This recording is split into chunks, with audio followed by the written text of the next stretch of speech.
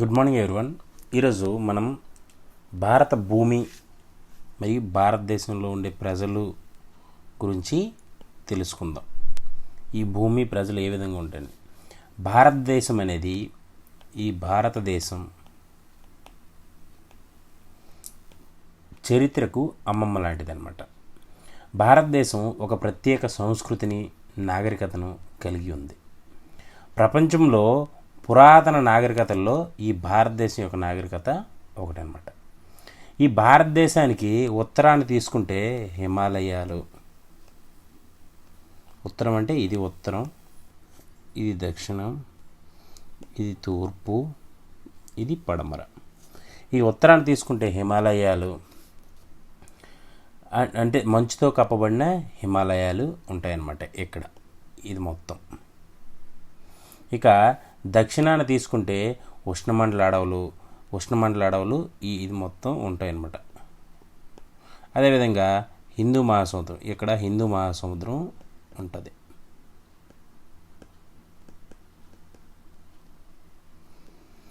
అయితే ఇక్కడ తూర్పున తీసుకున్నట్లయితే బ్రహ్మపుత్ర లోయ అనేది ఈ ఏరియాలో ఉంటుందన్నమాట. బ్రహ్మపుత్ర లోయ. ఈ బ్రహ్మపుత్ర లోయతో పాటు బంగాళాఖాతం అనేది కూడా ఉంటుందన్నమాట. ఇక పశ్చిమాన్ని తీసుకున్నట్లయితే థార్ ఎడారితో పాటు అరేబియా మహాసముద్రం, ఈ సముద్రాలు అనేవి ఎల్లలుగా ఇవన్నీ ఉంటాయన్నమాట.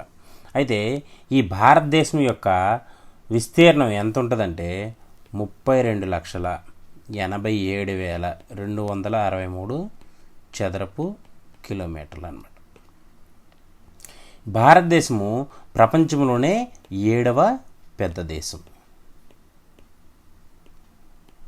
అయితే స్వాతంత్రానంతరం ఆర్థిక సామాజిక పురోగతిని సాధిస్తూ అభివృద్ధి చెందుతూనే ఉందన్నమాట. ఈ భారతదేశము ముఖ్యంగా భూగోళంలో ఉత్తరార్ధగోళంలో ఉందన్నమాట. ఈ ఉత్తరార్ధగోళంలో అక్షాంశాలు తీసుకున్నట్లయితే అక్షాంశాలు 8°4' నుండి 37°6', ఇది ఉత్తర అక్షాంశాలు అన్నమాట. రేఖాంశాలు, తూర్పు రేఖాంశాలు తీసుకున్నట్లయితే 68°7' నుంచి 97°25' మధ్యన ఈ భారతదేశం అనేది ఇమిడి ఉందన్నమాట. అయితే ఈ భారతదేశం యొక్క ఉత్తర దక్షిణ మధ్య పొడవు అంటే ఈ లెంత్ ఉంది కదా, ఇది లెంత్ ఉంటుందంటే 3,214 కిలోమీటర్లు ఉంటుంది అనమాట. అదేవిధంగా తూర్పు పడమరల పొడవు అంటే ఈ తూర్పు నుంచి ఈ పడమరకి ఈ పొడవు ఎంత ఉంటుందంటే 2,933 కిలోమీటర్లు ఉంటుంది అనమాట. అదేవిధంగా భారతదేశం యొక్క తీర ప్రాంతం అంటే ఈ చుట్టూ ఉండే తీర ప్రాంతం అంటే సముద్రాన్ని ఆరుకుని ఉండేది ప్లస్ ఇదంతా ఎంత ఉంటుందంటే ఈ తీర ప్రాంతం అనేది 15,200 కిలోమీటర్లు. అయితే లక్షద్వీపులు, అండమాన్ కలుపుకొని ఓన్లీ ఈ తీర ప్రాంతంకి వచ్చినప్పటికీ 7,516.6 కిలోమీటర్లు అనేది ఉంటుంది అనమాట. ఇక్కడుండే అండమాను ప్లస్ ఇక్కడుండే లక్షద్వీపులు కలుపుకొని ఈ తీర ప్రాంతం అనేది ఆ విధంగా ఉంటుందన్నమాట. ఇక భారతదేశం యొక్క సరిహద్దును గల దేశాలు చూసుకున్నట్లయితే ఇక్కడ ఆఫ్ఘనిస్తాను, పాకిస్తాను 2 దేశాలు అనేవి ఉత్తరాన సరిహద్దుగా ఉంటాయన్నమాట. అదేవిధంగా ఇక్కడికి వచ్చేటప్పటికి చైనా ఉంటుంది, ఇక్కడ నేపాల్ ఉంటుంది, ఇది చైనా కిందకు వస్తుంది, ఇది నేపాల్ వస్తుంది, ఇక్కడ భూటాన్ ఉంటుంది. అదేవిధంగా ఇక్కడ ఈ ఏరియాలో కలిపి మొత్తం ఈ రెండిళ్ళు కలిపి మయన్మార్, బంగ్లాదేశ్ 2 దేశాలు. ఇక దక్షిణానికి వచ్చేటప్పటికి శ్రీలంక, ఇవి తూర్పున, ఇవి ఉత్తరాన, ఇవి కూడా ఉత్తరానే ఉంటాయి. అదేవిధంగా ఈ తూర్పున ఉంటుంది. ఇది శ్రీలంక అనేది దక్షిణాని కిందకి వస్తుంది అనమాట. ఈ విధంగా సరిహద్దులు అనేవి ఉంటాయన్నమాట. అయితే భారతదేశాన్ని 6 జోన్ల కింద విడగొట్టారనమాట. ఈ 6 జోన్లు ఏ విధంగా అంటే నార్త్ జోన్, అలాగే సౌత్ జోన్, అలాగే ఈస్ట్ జోన్, అలాగే వెస్ట్ జోన్, అదేవిధంగా సెంట్రల్ జోన్. ఇక్కడ నార్త్ ఈస్ట్ జోన్ ఈ ఏరియాని, ఇది ఈస్ట్ కిందకి వస్తే ఇది నార్త్ ఈస్ట్ జోన్ కింద ఈ విధంగా 6 జోన్ల కింద విడగొట్టారు. అయితే భారతదేశం అనేది 29 రాష్ట్రాలు, 7 కేంద్రపాలిత ప్రాంతాలను కలిగి ఉంది. ఈ 29 రాష్ట్రాలు ఏవేవి ఉంటాయంటే చూడండి,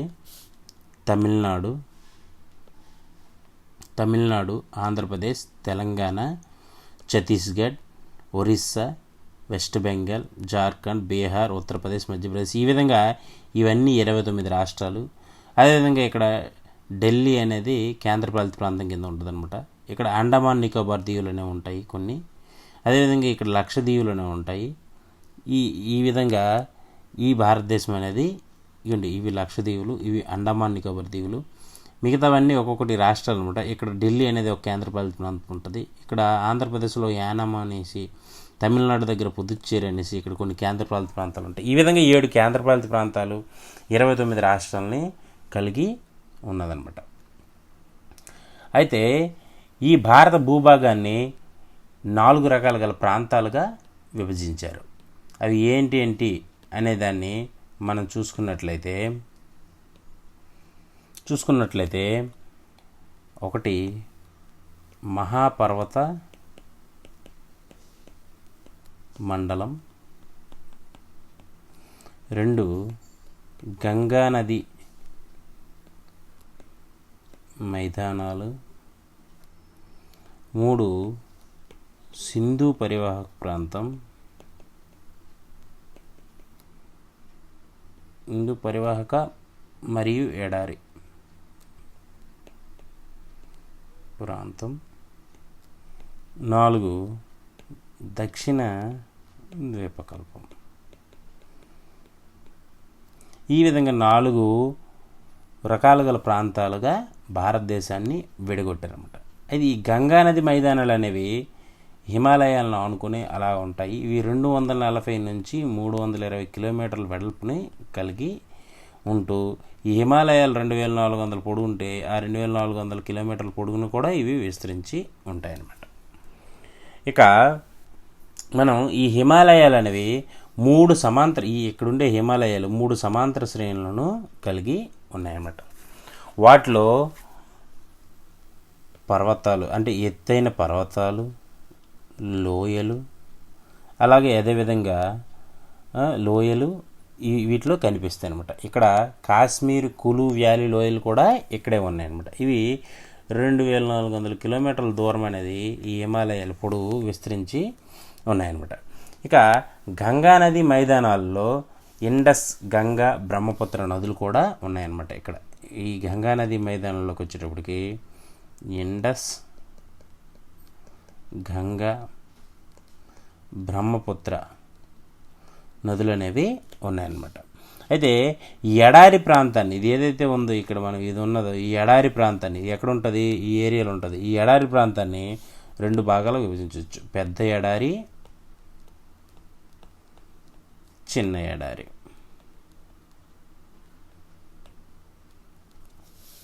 అయితే ఈ పెద్ద ఎడారి అనేది రాన్ ఆఫ్ కచ్ నుండి లూని నదికి ఉత్తరం వైపున ఉంటుందన్నమాట.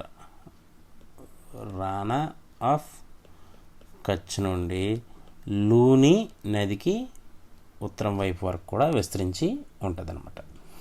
ఇక ద్వీపకల్ప మైదానాలు, అదే ద్వీపకల్ప పీఠభూమి, ఈ ద్వీపకల్ప పీఠభూమి మైదానాలు పర్వత ప్రాంతం మరియు కొండ శ్రేణులతో గుర్తించబడ్డాయి అన్నమాట. ఈ ద్వీపకల్ప పీఠభూమి ఈ ఏరియాలో ఉంటుంది. ఇది మైదానాలు, పర్వత ప్రాంతాలు, కొండలు, శ్రేణులతో గుర్తించబడి ఉంటుందన్నమాట. అయితే ఈ ద్వీపకల్ప పీఠభూమిలో ఆరావళి, వింధ్య సాత్పుర,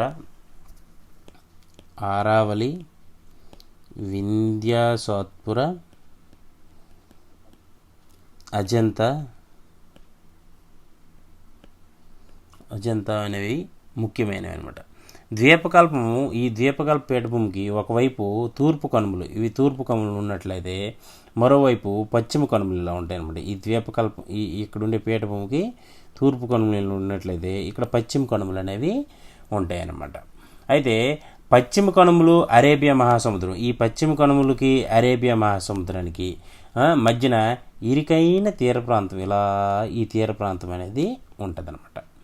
అదేవిధంగా తూర్పు కనుమలు ఈ బంగాళాఖాతానికి మధ్యన విస్తృతమైన తీర ప్రాంతం అనేది ఈ విధంగా ఇలాగా ఉంటుందన్నమాట. అయితే ఈ పీఠభూమి దక్షిణ బిందువు, అంటే ఇటువైపు ఉండే దక్షిణ బిందువు, ఇలా తూర్పు పశ్చిమ కనుమలతో కలబడిన ఈ బిందువు కలిసే ఈ బిందువు నీలగిరి కొండలచే ఏర్పడుతుంది అనమాట. ఈ బిందువు అనేది నీలగిరి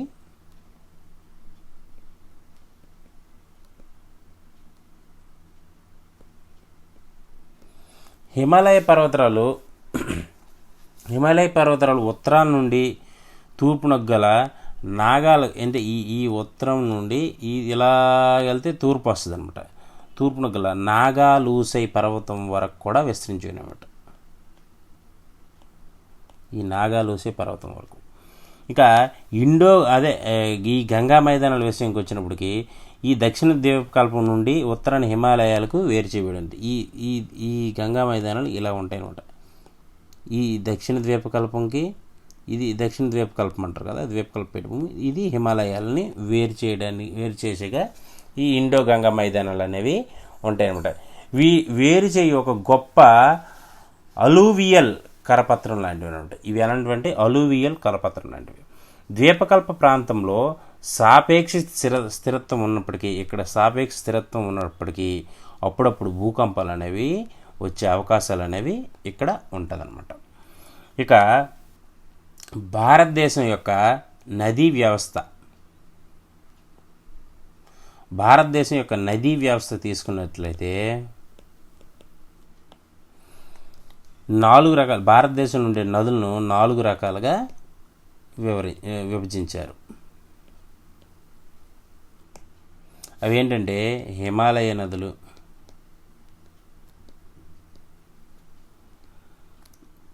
దక్కన్ నదులు, అలాగే తీర ప్రవాహ నదులు,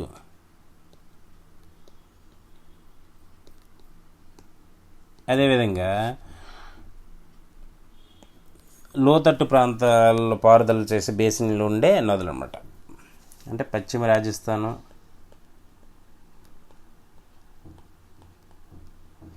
మరియు లోతట్టు ప్రాంతాల బేసిన్లో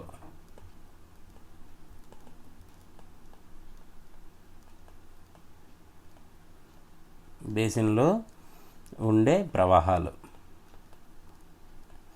ఇవి చాలా తక్కువ ఉంటాయి అన్నమాట. మన ఇండియాలో చాలా తక్కువ. అయితే ఈ హిమానీ నదులు ఇవి ఏంటంటే ఇవి సంవత్సరం పొడవునా ప్రవహిస్తూనే ఉంటాయి. ఇవి జీవనదులని కూడా అంటారన్నమాట. వీటికి ఉదాహరణ అంటే ఇలా ఇక్కడి నుంచి ప్రారంభమయ్యి ఇవి ఎలా వెళ్ళి ఇలా ప్రవహిస్తూ ఇలా కలుస్తుంటాయి అన్నమాట. అయితే వీటికి ఉదాహరణ ఏంటంటే గంగా, బ్రహ్మపుత్ర, యమున, ఇది మేఘన అని కూడా అంటారు. ఇలా ఇవనేవి ఈ నదులు అనేవి జీవనదులుగా హిమాలయాల నుంచి స్టార్ట్ అయ్యి, హిమాలయాల్లో ఉన్నటువంటి మంచు కరగడం వల్ల ఇవి అక్కడి నుంచి ప్రారంభమయ్యి ఇవి జీవనదులుగా ఎల్లకాలం ప్రవహిస్తూనే ఉంటాయి. ఇక దక్కన నదులు అంటే చూసుకున్నట్లయితే ఇవి వర్షాధారం అన్నమాట. ఈ వర్షం పడితే ఇవి పెరుగుతుంటాయి అన్నమాట. అయితే వీటి యొక్క నదిలో ఉండే నీటి ప్రవాహం అనేది వర్షాధారం వల్ల ఉంటుంది కాబట్టి హెచ్చు తగ్గులు అనేది జరుగుతూనే ఉంటుంది అనమాట. అయితే ఈ 2 రకాల నదులు శాశ్వతమైనవి అనమాట. ఈ 3 రకాల నదులు కూడాను శాశ్వతమైనవి. అయితే ఈ దక్కన్ నదులకు ఉదాహరణ తీసుకున్నట్లయితే గోదావరి, కృష్ణ, కావేరి, మహానది, ఈ నదులు అనేవి దక్కన్ నదులకి ఉదాహరణ అనమాట. ఇక తీర ప్రవాహ నదులు అనేవి తీసుకున్నట్లయితే పశ్చిమ తీరంలో పొడవు తక్కువగాను పరిమిత పరివాహక ప్రాంతాలను కలిగి ఉండే నదులన్నీ తీర ప్రవాహ నదులు అంటారన్నమాట. ఈ తీర ప్రవాహ నదులకు ఉదాహరణలు ఏమంటాయంటే నర్మదా, తపతి అలాంటివి వస్తాయి అన్నమాట. అయితే ఇక్కడ ఈ గోదావరి ఇవన్నీ ఈ నదులు అనేవి తూర్పునకు ప్రవహిస్తే ఈ దక్కన్ పీఠభూములు ఉన్నవి. ఇక్కడ పశ్చిమనకు ప్రవహించే నదులు ఉంటాయి అన్నమాట. నర్మదా, తపతి ఈ 2 అనమాట పశ్చిమ వైపుకు ప్రవహిస్తుంటాయి. ఈ పశ్చిమ వైపుకు ప్రవహిస్తుంటాయి అన్నమాట. అయితే ఈ నదీ వ్యవస్థలో ఈ దక్షిణ ద్వీపకల్పంలోని గోదావరి ఏదైతే ఉంది, ఈ గోదావరి భారతదేశంలో 10% విస్తీర్ణంతో 2వ అతిపెద్ద నదీ పరివాహక ప్రాంతంగా గుర్తింపు కలిగి ఉందన్నమాట. అయితే ఈ భారతదేశంలో ఈ గోదావరి 2వ అతిపెద్ద పరివాహక ప్రాంతం. మొదటిది ఏదవుద్దంటే గంగా నది అవుతుంది అనమాట. అయితే ఇక్కడ ఈ నదులు ఎంతెంత పొడవును కలిగి ఉన్నాయంటే ఇండస్ నది భారతదేశంలో ఇండస్ నది 2900 కిలోమీటర్ల పొడవును, అలాగే విధంగా బ్రహ్మపుత్ర కూడా 2900 కిలోమీటర్లను, అదేవిధంగా గంగా 2510 కిలోమీటర్లను, గోదావరి 1450 కిలోమీటర్లను, నర్మద 1290 కిలోమీటర్లను, కృష్ణ 1290 కిలోమీటర్లను, మహానది 890 కిలోమీటర్లను, అదేవిధంగా కావేరి 760 కిలోమీటర్ల పొడవులను, ఈ విధమైన పొడవులను ఈ నదులు అనేవి కలిగి ఉన్నాయన్నమాట. ఇక భారతదేశంలోకి వచ్చినప్పటికీ భారతదేశం మొత్తం మీద 20 రకాల నదీ బేసిన్ల పరివాహక ప్రాంతాలుగా విభజించబడింది అనమాట. ఈ 20 రకాల్లో 12 ప్రధానమైనవి, 8 అనేవి అంటే మీడియం అండ్ స్మాల్ అని కలిగి ఉంటాయి అన్నమాట. అయితే ఈ 12 రకాల బేసిన్లు ఏమేమి వస్తాయంటే 1 ఇండస్, 2 గంగా బ్రహ్మపుత్ర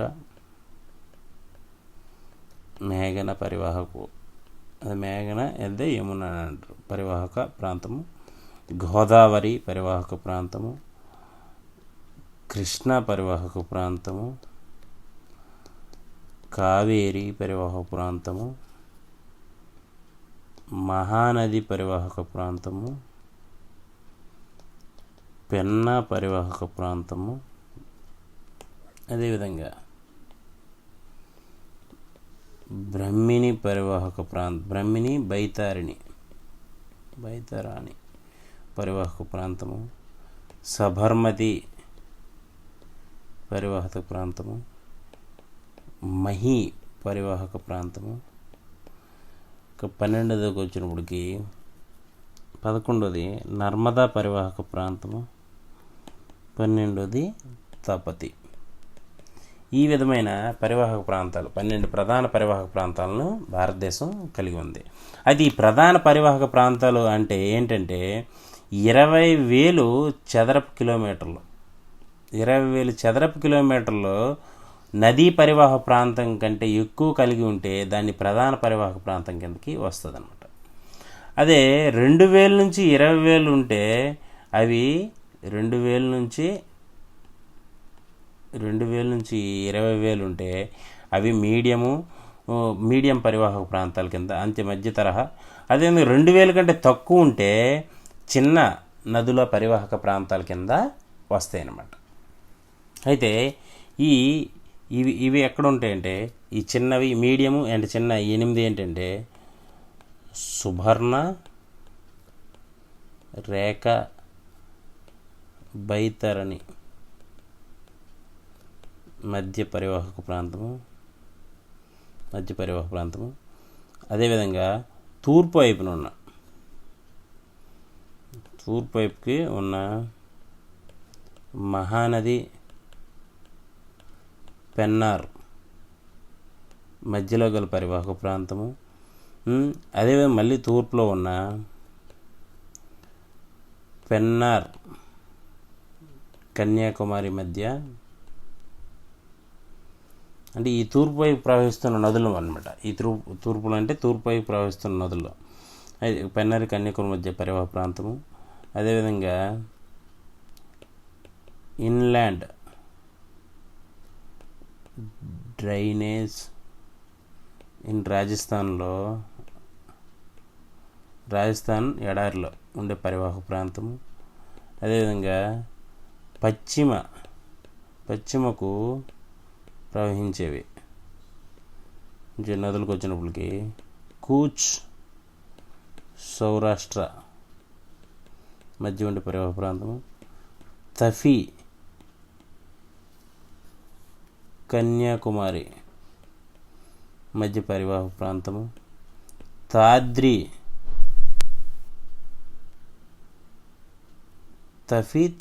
మధ్య ఉన్న తాద్రి మరియు తఫీ మధ్య ఉన్న పరివాహక ప్రాంతము. మయన్మార్, బంగ్లాదేశ్ మధ్య చిన్న నదులు గల పరివాహక ప్రాంతాలు అనేవి ఈ మిగతా 8 దీంట్లో ఉంటాయన్నమాట. ఇక భారతదేశం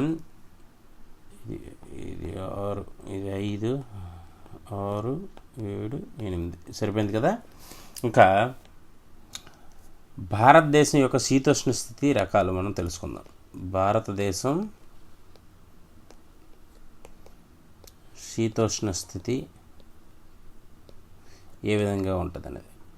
ఇక భారతదేశం యొక్క శీతోష్ణ స్థితికి వచ్చినట్లయితే భారతదేశ వాతావరణం ఏమంటే ఉష్ణమండల ఋతుపవన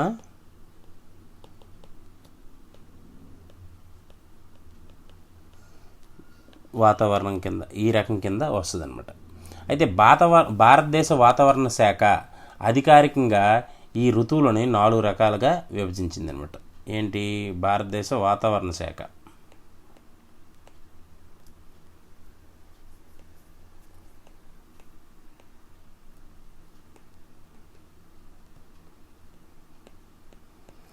ఏంటంటే 1 శీతాకాలం, 2 వేసవికాలం, 3 ఋతుపవనాలు లేదా వర్షాకాలం, 4 పోస్ట్ ఋతుపవనాలు అన్నమాట.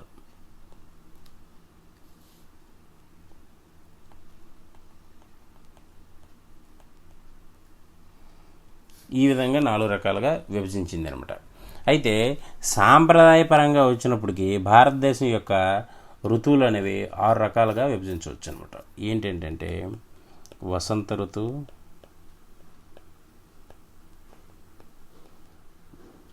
వేసవి, ఋతుపవనాలు, శరదృతువు, ప్రారంభం, అలాగే శరదృతువు చివర,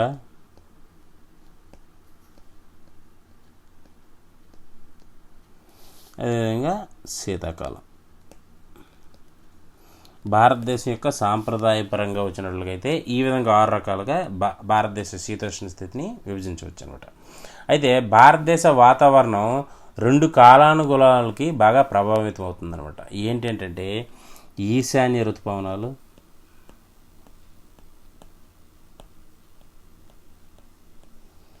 నైరుతి ఋతుపవనాలు.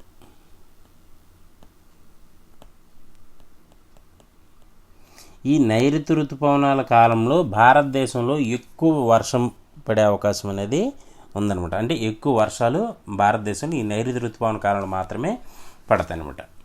ఇక భారతదేశంలో ఈ వర్షాలు పడతాయి కదా, ఎటువంటి వృక్ష జాతులు అనేవి భారతదేశంలో ఇదవుతాయంటే, భారతదేశం వృక్ష జాతులు వచ్చేటప్పటికి ఈ భారతదేశంలో ఉండే వృక్ష జాతుల్లో ప్రపంచంలో 10వ స్థానంలో ఉందన్నమాట. భారతదేశం అనేది 10వ స్థానంలో ఉంది. ఇక ఆసియాలోకి వచ్చినప్పటికీ 4వ స్థానంలో ఉంది ఈ వృక్ష జాతుల విషయంలో. భారతదేశంని 8 విభిన్న ప్రాంతాలుగా విభజించవచ్చు అనమాట ఈ వృక్ష జాతుల విషయంలో. ఏంటంటే, 1 పశ్చిమ హిమాలయాలు, 2 తూర్పు హిమాలయాలు, అస్సాం, సింధు మైదానం, గంగా మైదానం, దక్కన్, మలబార్, 8ది అండమాన్ అన్నమాట. ఈ విధంగా 8 విభిన్న ప్రాంతాలుగా విభజించవచ్చు అనమాట ఈ వృక్ష జాతులకి విషయంలోకి వచ్చేటప్పటికి. దేశంలో ఈ వృక్ష జాతుల్ని botanical survey of India, BSI అంటారు అనమాట. BSI అంటే బొటానికల్ సర్వే ఆఫ్ ఇండియా అనేది అధ్యయనం చేస్తుందన్నమాట. దీని యొక్క ఆఫీస్ ఎక్కడ ఉంది? ఇది ఎక్కడ ఉందంటే కోల్కత్తాలో ఉంది. అయితే మన దేశంలో అంతరించిపోతున్న మొక్కల జాబితాను రెడ్ డేటా బుక్ పేరుతో ప్రచురిస్తుంది అనమాట. Red data book. ఇది ఎందుకంటే అంతరించిపోతున్న మొక్కల యొక్క జాబితాను దీంట్లో ప్రచురిస్తారు. ఇక భారతదేశంలో ఉండే జంతుజాలం గురించి వద్దాం. భారతదేశంలో ఉండే జంతుజాలం ఈ విషయంకి వచ్చేటప్పటికి ప్రపంచ బయోగ్రాఫిక్ వర్గీకరణ ప్రకారం భారతదేశంలో ప్రధానంగా రెండు రకాల ప్రధాన రాజ్యాలు ఏమున్నాయంటే 3 ఉంటాయి అన్నమాట. అవి పాలియార్కిటిక్,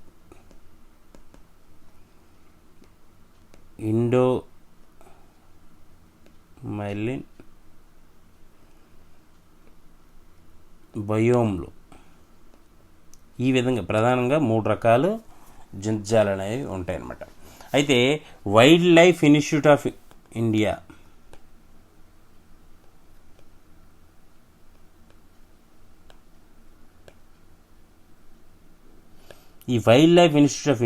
భారతదేశాన్ని 10 బయోగ్రాఫిక్ ప్రాంతాలుగా విభజిస్తుంది అనమాట. అవి ఏంటంటే, 1 ట్రాన్స్ హిమాలయన్, 2 హిమాలయన్, 3 ఇండియన్ ఎడారి,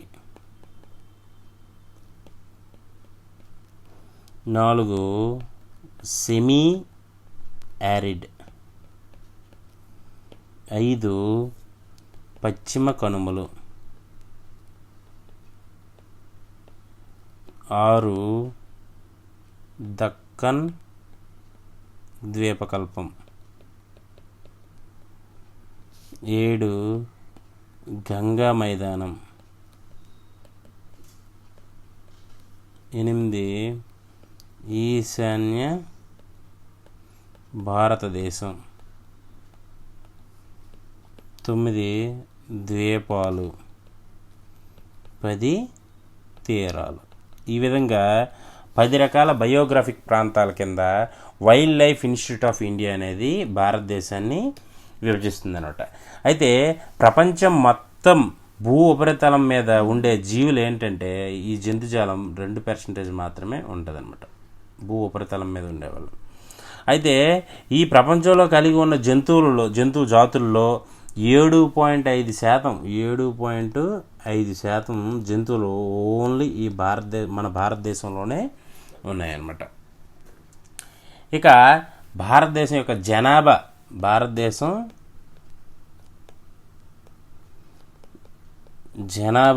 వచ్చినట్లయితే ఈ భారతదేశంలో జనాభా లెక్కలు అనేవి 1872 సంవత్సరం నుంచి ప్రారంభించారు.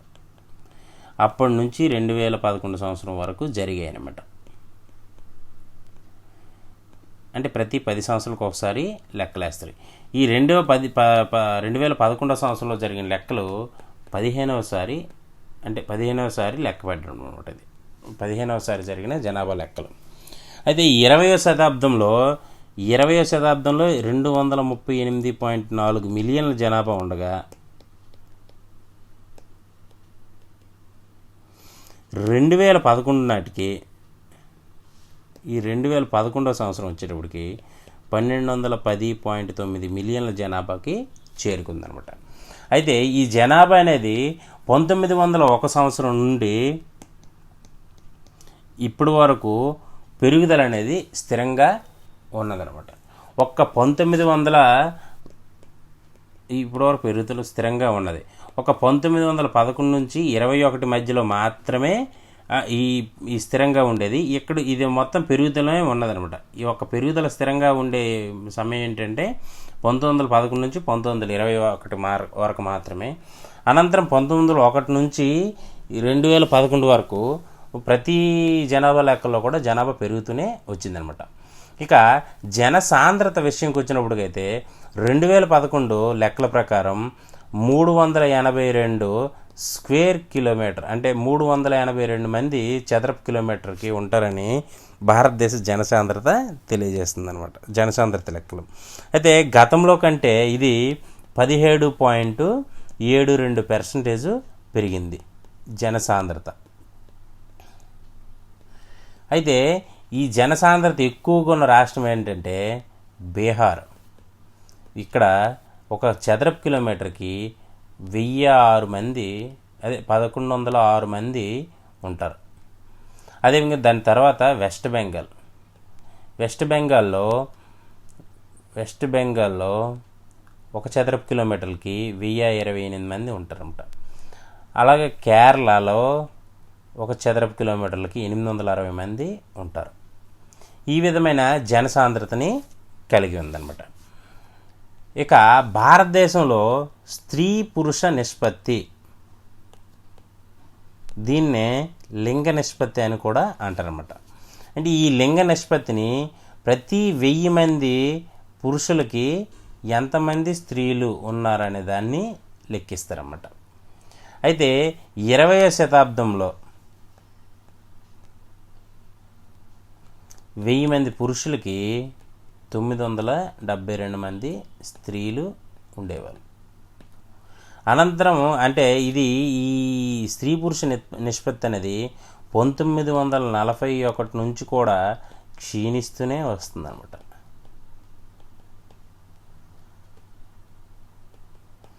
అయితే 1901 నుండి 2011 వరకు మధ్య స్త్రీ పురుష నిష్పత్తి 10 పాయింట్లుగా నమోదు చేశారన్నమాట. ఇక్కడ 2001కి 10 పాయింట్లుగా ఎప్పుడు ఈ స్త్రీ పురుష నిష్పత్తి నమోదు 1901 నుంచి 2011 వరకు స్త్రీ పురుష నిష్పత్తి నమోదు చేయగా 2001 కంటే 2011లో 10 పాయింట్లు పెరిగిందనమాట. 2001 కంటే 2011లో 10 పాయింట్లు పెరిగింది. అయితే పిల్లల లింగ నిష్పత్తికి వచ్చేటప్పటికి ప్రతి 1000 మందికి 919 మంది ఉంటున్నారు. అంటే ఈ పిల్లల లింగ నిష్పత్తి తగ్గుతుందన్నమాట. పిల్లల లింగ నిష్పత్తి. ఇక అక్షరాస్యత.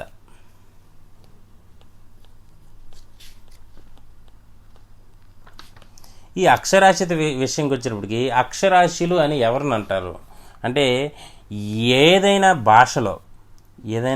భాషలో చదవడం రావాలి, వ్రాయడం ఎవరైతే తెలుస్తుందో ఇతని అక్షరాస్యుడు అంటారన్నమాట. అయితే 2011 లెక్కల ప్రకారం అత్యధిక అక్షరాస్యత అంటే భారతదేశం యొక్క అక్షరాస్యత 73.0%. ఇందులో పురుషుల యొక్క అక్షరాస్యత 80.9 మేల్ పర్సన్స్ అనమాట. ఫిమేల్ చూసుకున్నట్లయితే 64.6%గా ఉందన్నమాట. ఇక భారతదేశం అక్షరాస్యత విషయంలో మొదటి స్థానంలో కేరళ 94%తో ఉందన్నమాట. ఇక రెండవ స్థానంలో లక్షద్వీప్ 91.9%తో రెండవ స్థానంలో ఉంది. ఇక చివరి స్థానంలో బీహార్ అనేది 61.8%తో చివరి స్థానంలో ఉందన్నమాట. అంటే 2011 లెక్కల ప్రకారం